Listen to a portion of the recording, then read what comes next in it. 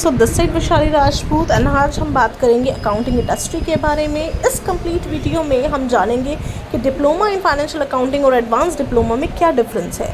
सो शुरू करते हैं। तो डिप्लोमा इन फाइनेंशियल अकाउंटिंग के अंदर देखिए पूरा बेसिक्स आता है, कंप्यूटर फंडामेंटल्स आता है, फाइनेंशियल एनालिस्ट में आपका एडवांस एक्सेल आता है, टेली सॉफ्टवेयर आता है अकाउंटिंग के लिए जिसमें कि क्लर्क लेवल होता है, मैनेजर लेवल होता है और आपका जीएसटी होता है। डिप्लोमा इन फाइनेंशियल अकाउंटिंग आपका अप्रॉक्सीमेटली 6 महीने का कोर्स होता है जिसको कोई भी कॉमर्स बैकग्राउंड वाला स्टूडेंट कर सकता है। Advance diploma in financial accounting में बेसिकली आपका एक मॉड्यूल और ऐड हो जाता है, that is database management along with accounting, taxation, everything.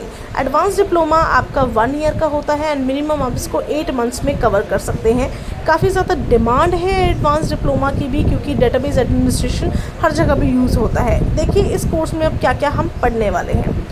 बात करते हैं डिप्लोमा इन फाइनेंशियल अकाउंटिंग की। सबसे पहला मॉड्यूल ऑफिस ऑटोमेशन का आता है, सेकंड मॉड्यूल आपका फाइनेंशियल एनालिस्ट का आता है जिसमें आप एडवांस एक्सेल पढ़ोगे, थर्ड मॉड्यूल हमारा अकाउंटिंग विद जीएसटी आता है जिसमें आप जीएसटी फाइलिंग भी सीखोगे।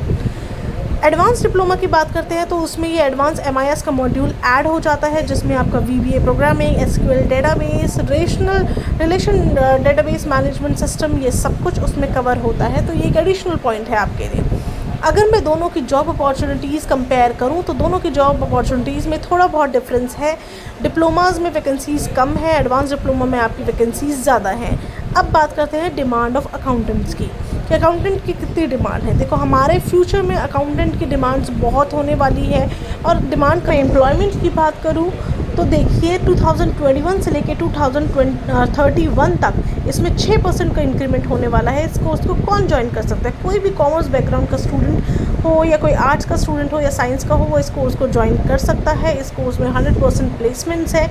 और सेकेंड चीज़, इस कोर्स को करने के लिए सबसे मेन चीज़ है इंटरेस्ट। अगर आप कॉमर्स बैकग्राउंड के नहीं हैं, दूसरे बैकग्राउंड के हैं और इंटरेस्ट है तो आप इस कोर्स को ईजिली कर सकते हैं।